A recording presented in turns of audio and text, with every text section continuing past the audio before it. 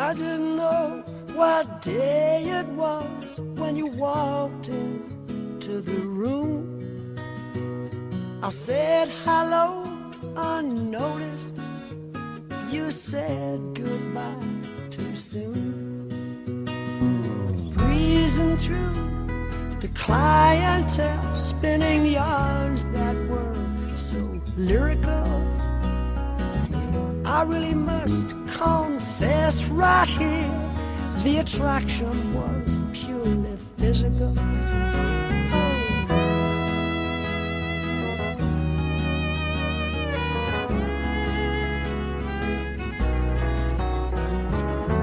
I took all those habits of yours that